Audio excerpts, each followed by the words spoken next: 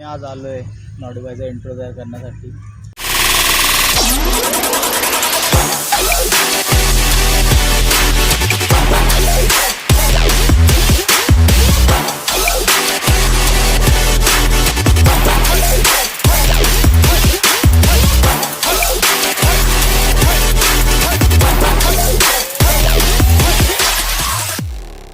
राम राम मंडळी, जय शिवराय. मी वैभव गरपणकर स्वागत करतो तुमच्या आमच्या यूट्यूब चॅनलमध्ये, ज्याचं नाव आहे गावरान डायरीज. तर गावरान डायरीज हे नाव तुम्हाला कळालंच असेल मी का ठेवलं आहे. हे जे माझ्या मागे निसर्ग आहे, ज्या निसर्गात मी जगतो वावरतो, त्या निसर्गामध्ये त्याच्या सानिध्यामध्ये जिथे मी राहतो, त्याच्यामुळे ही माझी जी डायरी आहे ती मी डॉक्युमेंट करणार आहे सोशल मीडियावरती. तर जुळून राहा माझ्यासोबत आणि मी तुम्हाला दाखवणार आहे ते जिथे मी राहतो कोल्हापूरमध्ये, तिथलं निसर्ग आणि बाकीचे जे ॲडव्हेंचर आहेत जे आम्ही करतो, रोजला उंडगायला जे जातो. आणि त्या हिशोबाने जर बघायला गेलात तर इथे भरपूर काय आहे जे तुम्हाला मी दाखवू शकतो. तर स्टे ट्यून. आणि बाकी जर म्हटलात तर आपला मित्र शिवम पवारला मी घेऊन आलेलो आहे. ते बघू शकता शिवम पवार. हा इथं शिवम पवार आहे, त्याच्यासोबत इथे आम्ही ब्लॉग शूट करायला आलो आहे. आणि घेऊन आला आम्हाला स्प्लेंडरवरतून हा शिवम पवार.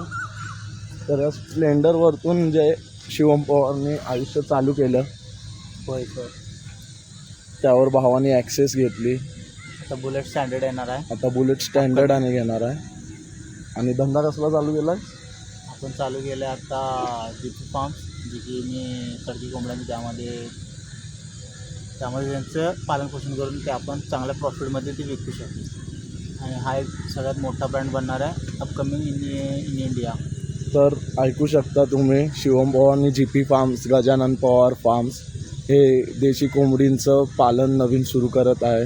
ते त्यांनी त्याच्या वडिलांच्या नावावरती चालू केलं आहे. तर मित्रांनो, भावाला आपला सपोर्ट पण करा. भाऊ आपला लय कष्ट घेतो आहे. भावाचं पण चॅनल आहे आपला. हां सर, हम बहुत गरीब आहे अभी सध्या. हां, मी गरीब हूँ. मी गरिबाच्या सानिध्यात राहून मी पण गरीबच आहे म्हणायचं. म्हणून आम्ही बसलो इथं स्प्लेंडरवर.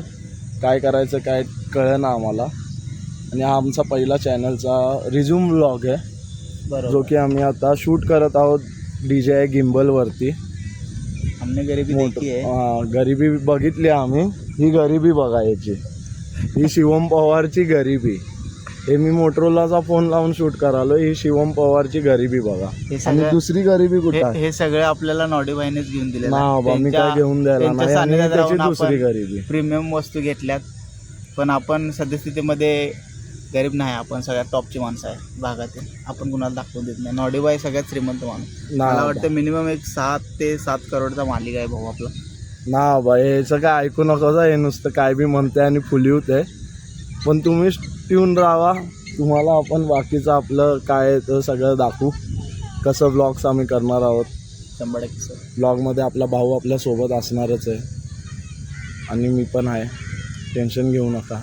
आणि पण आपली ढीकभर भाव आहेत जी ब्लॉग्समध्ये अजून येणार. हळूहळू तुम्हाला त्यांची पण ओळख होईल.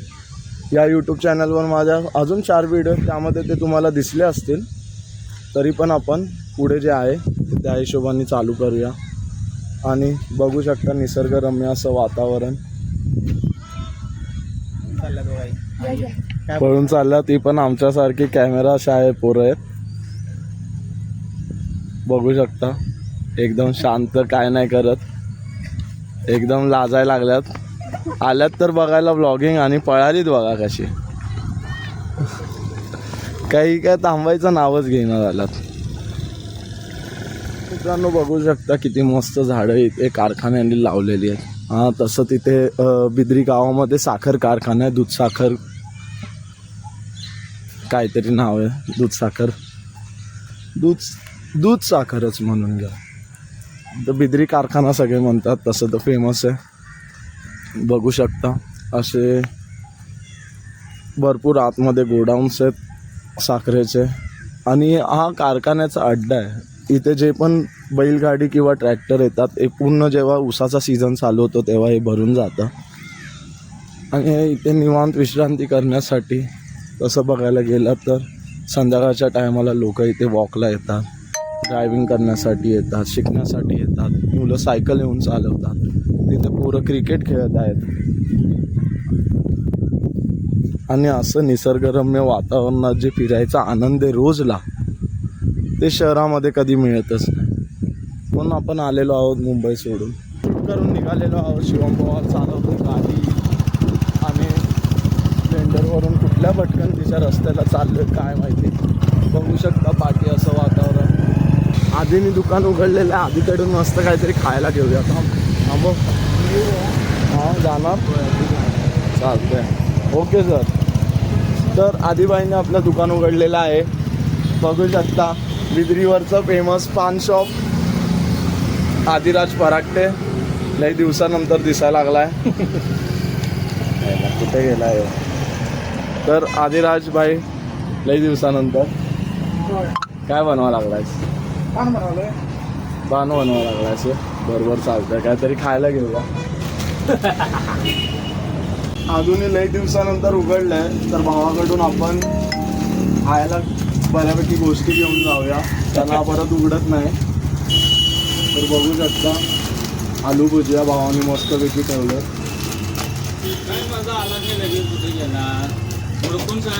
होय मामा तुला शोधत होते माहिती. त्याला आपण कट करायचं. तर आता आपण घेतलेलं आहे आलू भुजिया आणि दोन पाकिट आपण घेऊया फराई चिवडा. हे आपलं पर्सनल फेवरेट आहे. आणि भावाकडनं हलके फुलके नुसतं वारं येते. शेंगदाण्याचे पाकिटं घेऊया. हे पण लय मस्त येते आणि याच्यात क्वांटिटी पण चांगली येते. मित्रांनो ट्रॅव्हल करताना पण हे सोबत ठेवा. आणि बाकीचं काय नको आहे आपल्याला. तर आता या सगळ्याचं पेमेंट करण्यासाठी आपल्याला आता फोन काढावा लागणार आहे आणि ब्लॉगिंग थांबून याचं बाईचं पेमेंट करून मग आपण परत ब्लॉग कंटिन्यू करूया. तर मंडळी बघू शकता आपला फिश टँक जो येतो आता पडून तुटलेला आहे. थोडे मासे आम्ही रिकवर केलेत पण 2 सिक्लेट्स मला नाही मिळत आहेत.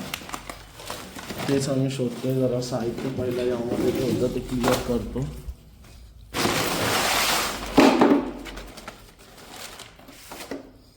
आमचा टेबल मोडला ज्याच्यावर आम्ही ठेवलेला असाच टेबल होता.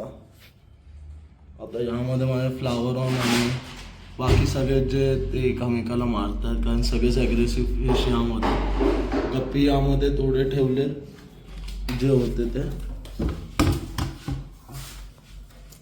सर्वत्र काचच पसरली आहे. यामध्ये पण नाही. इथून 6 सिक्रेट होते 4 सापडले. आणि इथे साहित्य ठेवले यामध्ये बघा. तर ब्लॉगला मंडळी कंटेंट इथं सापडला आपल्याला. पण चुकीचं झालं.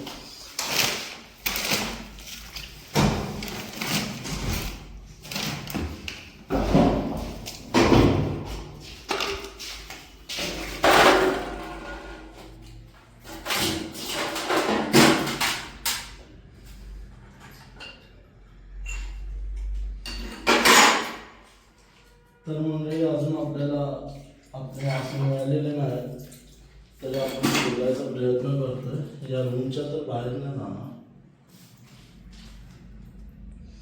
यामध्ये पण नाही आहे.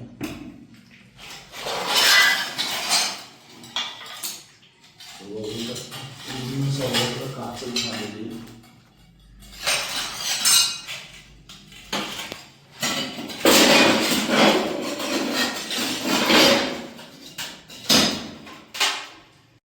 तर मित्रांनो नवीन सुरुवात करताना काही ना काहीतरी सोबत होतच राहतं. जसं की आता आपला हा इकडे टँक पडलेत आणि आपण साफ केले. 2 मासे मला मिळालेले नाहीत. मला खूप दुःख होतं त्या गोष्टीचं. माझे आफ्रिकन सिक्रेट्स 2 होते यामध्ये ते काय मला मिळालेले नाहीत. तुम्हाला दाखवतो मी 1 मिनटं. मला खूप दुःख होतं आहे. हे माझे 2 ऑस्कर आहेत. एक female flower on 4 African secrets आहेत आणि हा मेल फ्लावर ऑन. आणि हा इथे यांची टँक होती.